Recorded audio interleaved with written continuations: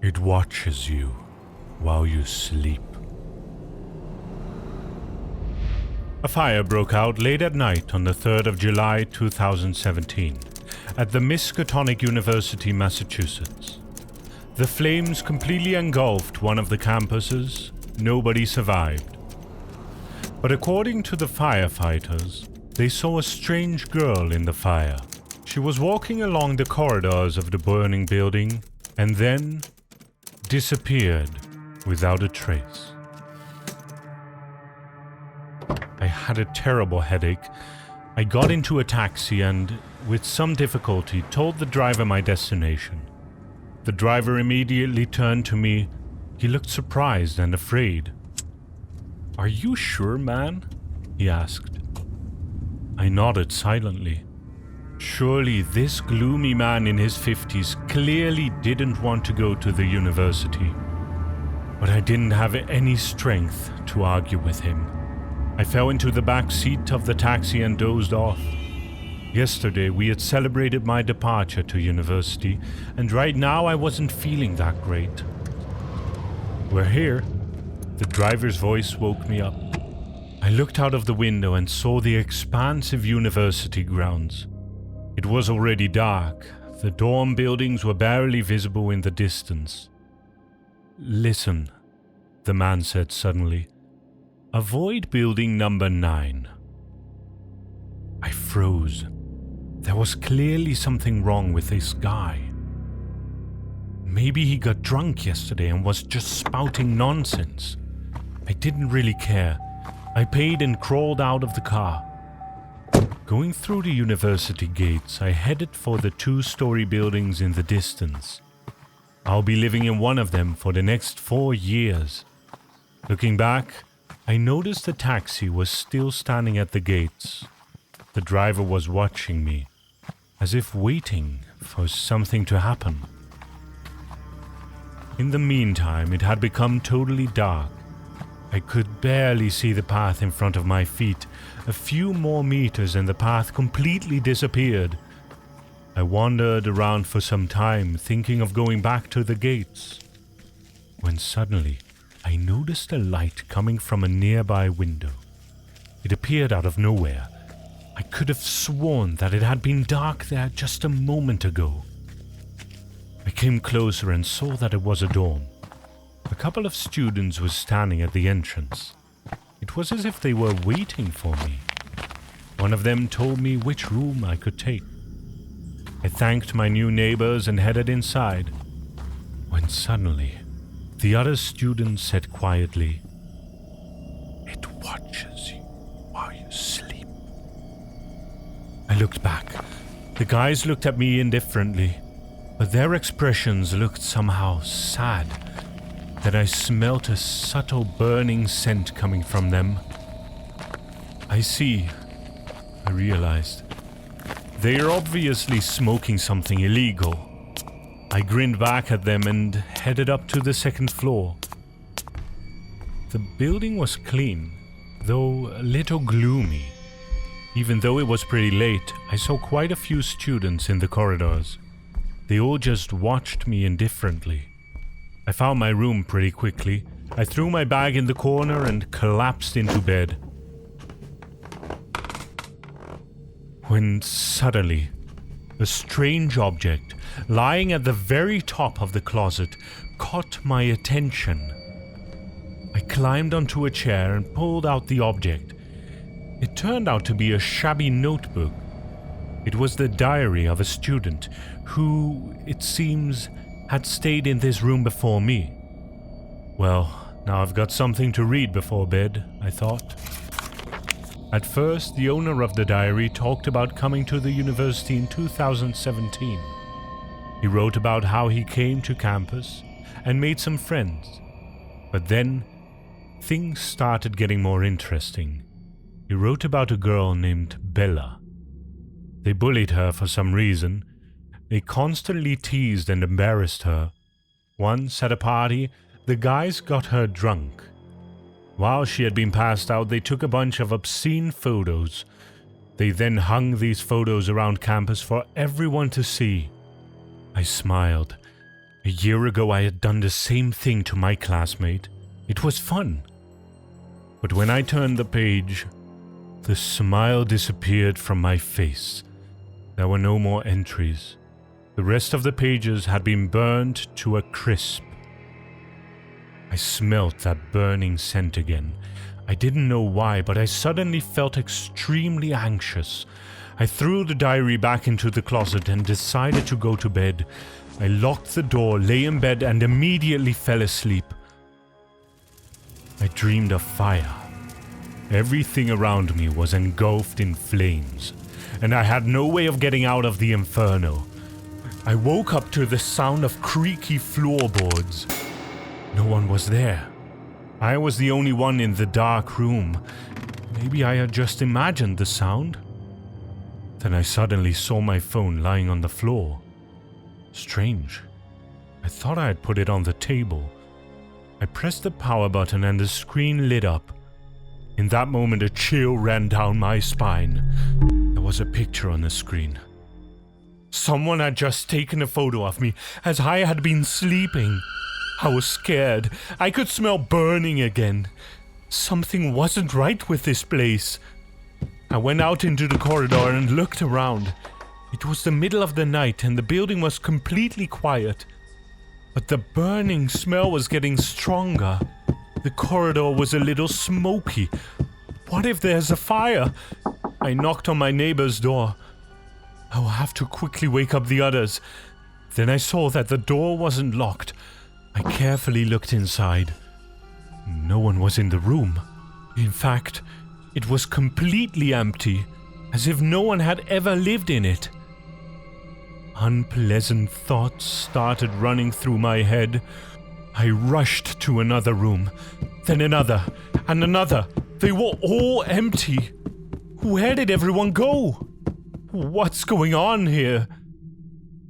Then I heard the sound of a text notification on my phone. It was from an unknown number. When I opened it, I freaked out.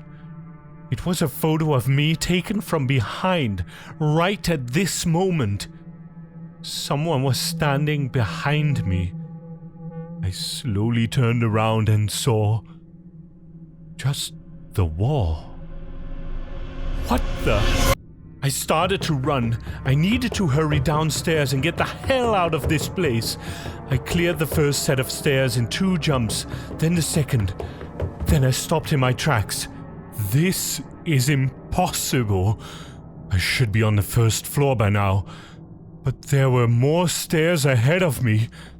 I ran down them. 1 staircase went by, then a second, a third. But I ended up back on my floor. This damned building won't let me out. I remember seeing a fire escape on the other side. I rushed down the corridor, but as I ran past my room, I suddenly noticed something on the table. It hadn't been there before. I went up to the table and saw a magazine. It was singed around the edges. Right in the middle of the page was a large picture of this exact building. Only in the picture, it was burned almost to an ash.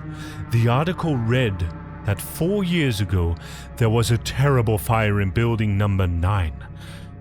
There had been no survivors. Building number 9? Didn't the driver warn me about building number 9? Avoid building number 9, he had said. How did I end up here? Suddenly, I heard the closet door creaking behind me. I don't want to look. Please, no. But I could already feel someone else's presence in the room. Gathering my courage, I turned around and screamed in horror. A terrifying white face was looking at me from the half-opened closet door. It definitely wasn't human. I rushed out of the room and down the corridor. My knees were shaking. I reached the fire escape and pulled at the door. Thankfully, it wasn't locked, but the moment I opened it, I immediately backed away. The door had opened up to a solid brick wall. I couldn't believe what was happening to me. I heard the creak of floorboards and a sound, almost like gnashing teeth, coming from the corridor. It was getting closer. I turned around the corner and ended up in a large hall.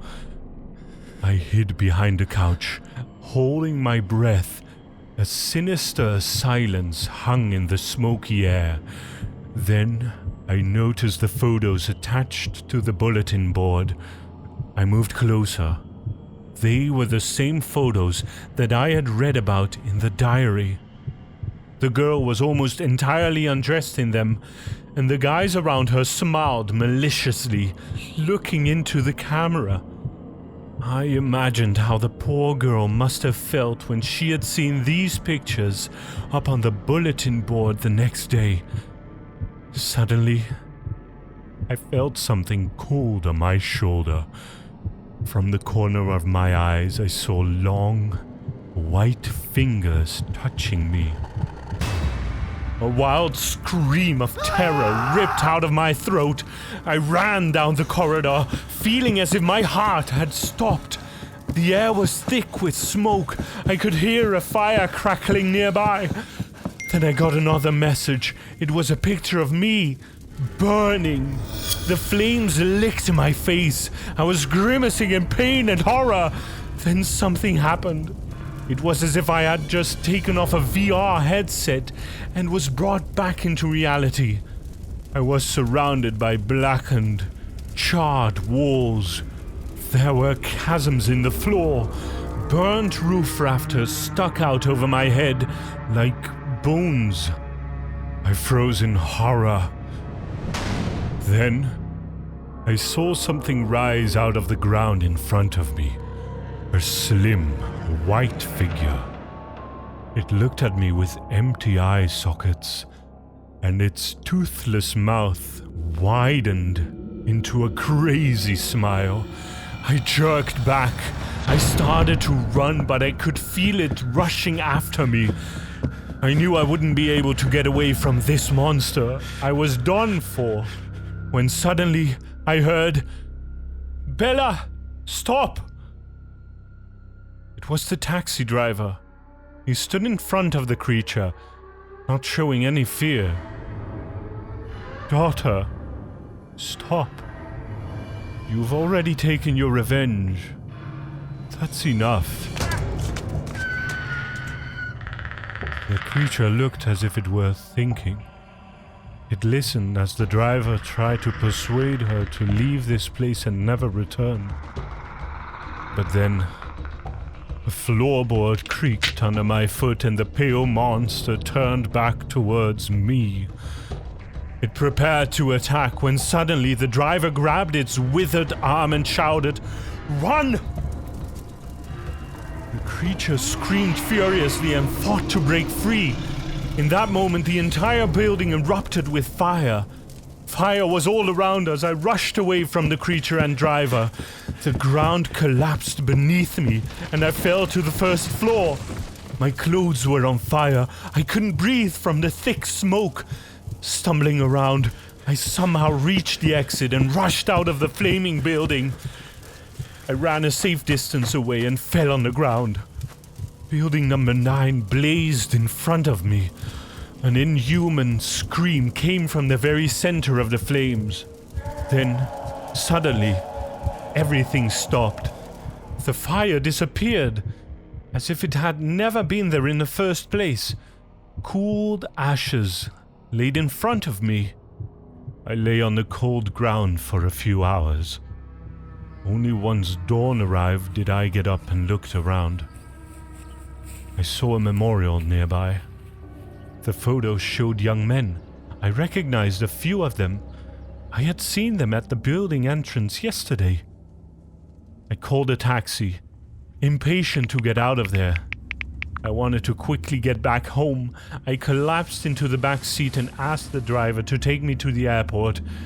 I started falling asleep, exhausted from the sleepless night, and relieved that nightmare was behind me. Then, suddenly, I got a text message from an unknown number. It was a photo that showed me burning. I could smell burning again. I was frozen in terror. The last thing I saw was the taxi driver turning to me. It was that man, the dead girl's father. He was eerily pale and whispered sadly, "Sorry, but Bella won't let you go." Then the car burst into flames.